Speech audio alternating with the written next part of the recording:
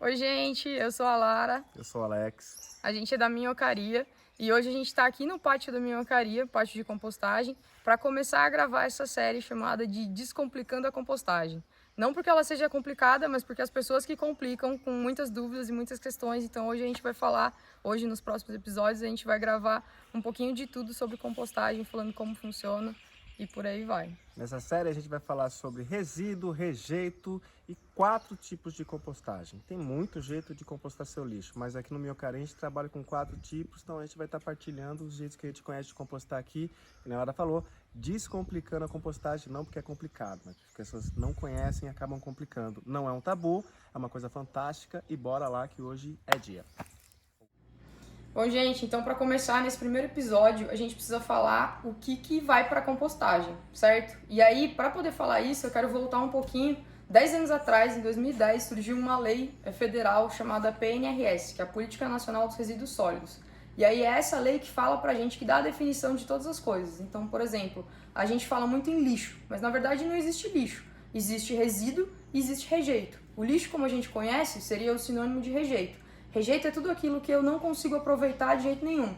Então eu posso pensar em fralda suja, absorvente usado, papel higiênico usado que vai para aterro. Enfim, essas coisas seriam consideradas rejeito. Papel filme, adesivo, tudo isso é rejeito. Eu não consigo aproveitar de nenhum outro jeito. E a gente tem resíduos. E aí resíduo é tudo aquilo que é passível de aproveitamento. Que tipo de aproveitamento? Ou reciclagem ou compostagem. O que for resíduo seco vai ser encaminhado para reciclagem. E aí de resíduo seco a gente tem isopor, em algumas cidades é reciclado. O isopor ele é um plástico expandido, então tem algumas máquinas que retiram esse ar do plástico e aí isso é usado depois para fazer piso, rodapé de porta, batente. Então o isopor tem algumas cidades que conseguem reaproveitar, Araraquara é uma delas.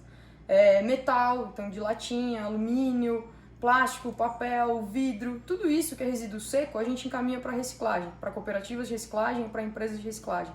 E todo o nosso resíduo úmido, que é a matéria orgânica que a gente produz, resto de comida, a gente encaminha para a compostagem. E por que eu estou frisando isso logo no começo, antes da gente falar de qualquer outra coisa? Porque o mais importante de tudo é a gente segregar na fonte esses resíduos. Não adianta chegar tudo misturado, plástico com comida, com vidro, que aí a gente não vai conseguir nem reciclar o que podia ser reciclado, nem compostar o que podia ser compostado. Então a gente está aqui logo nesse comecinho falando que o ideal é que tudo que a gente usa e não quer mais usar, a gente separe em 3 porções. Uma de resíduo seco, para encaminhar para reciclagem, uma de resíduo úmido, para a gente encaminhar para compostagem, e uma de rejeito, que aí sim a gente vai mandar para a coleta da rua, que vai para o aterro sanitário de preferência. Tá? Então essa é a importância aqui desse primeiro vídeo. Bom, então agora só para mostrar, exemplificar o que são os rejeitos e resíduos que eu falei para vocês, né? A gente considera rejeito aquilo que não usa mais. Então, por exemplo, adesivo que tem cola é rejeito. A gente tem plástico filme, é rejeito também. Outra coisa que é rejeito, esse aqui é plástico de vela, então ele tá com parafina aqui embaixo, também acaba sendo rejeito. Luva descartável, essa luva aqui já passou pela leira, acabou ficando assim. Mas luva descartável, luva de borracha, tudo isso é rejeito. E aí tem coisas aqui que poderiam ser recicladas e que não foram, porque foram descartadas incorretamente. Então, por exemplo, isso aqui é um plastiquinho de canudo. Ele é muito pequeno. Então, se você pensar na parte prática de uma cooperativa, que isso aqui vai com um monte de outros resíduos juntos, recicláveis, vai cair numa esteira para ser selecionado, isso aqui vai passar sozinho. Então, a ideia dessas coisas muito pequenas de plástico, coisinha de ketchup, assim, a rebarbinha do sachê de ketchup, tampinha de detergente, tampinhas pequenas, que são coisas que sozinhas elas vão se perder na esteira e vão acabar indo para o rejeito, a gente pode pegar de outra forma, né? Mandar para o reciclado de outra forma. Então, por exemplo, assim eu garanto que essas tampinhas vão ser recicladas. Né? Tanto essas tampinhas aqui de plástico, quanto essas tampinhas aqui de latinha de alumínio. Né?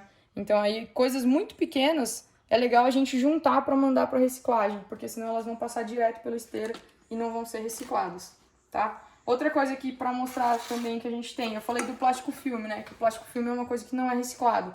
E aí as pessoas falam, puxa, mas como eu vou viver sem plástico filme, né? Porque eu preciso tampar as coisas para pôr na geladeira. Hoje em dia existem uns papéis encerados, uns tecidos encerados, né? Desculpa.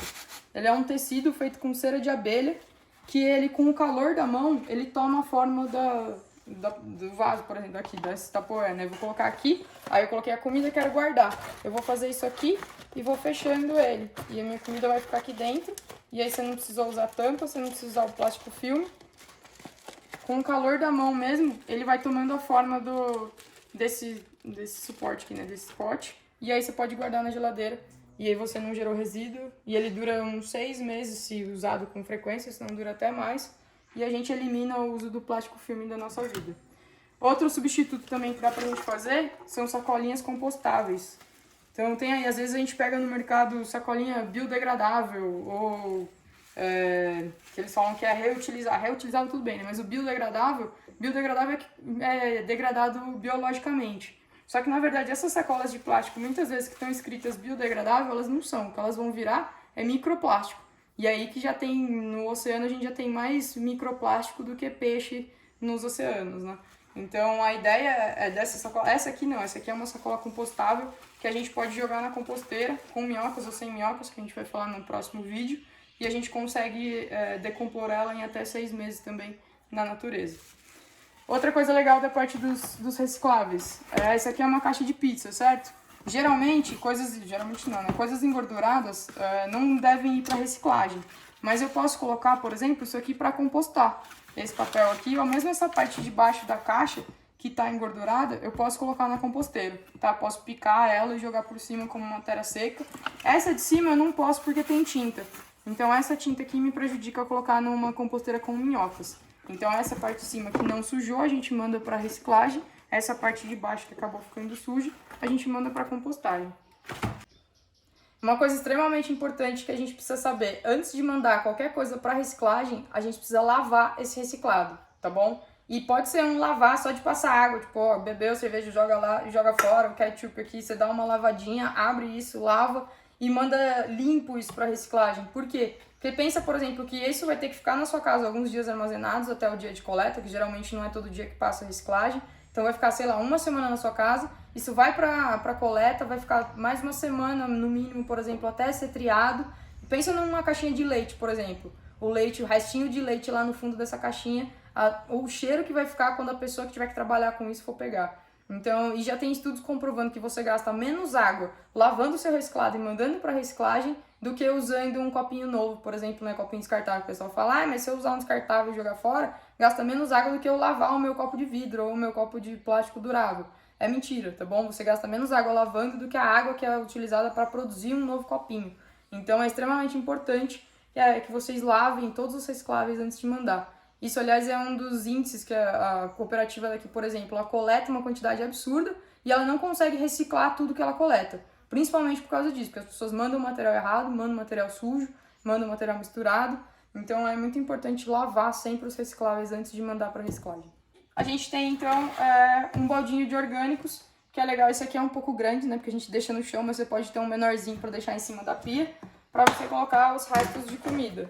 Então, todos os talos que a gente usou aqui, casca de ovo, casca de banana, o miolo do mamão, tudo que a gente usou aqui na cozinha e que é de origem orgânica, né? Que é de origem ou animal ou vegetal, a gente pode jogar na parte de separação aqui do que vai para compostagem. Então esse foi o vídeo de hoje, e aí agora para o segundo vídeo a gente vai falar um pouquinho sobre os tipos de compostagem que a gente realiza aqui no pátio.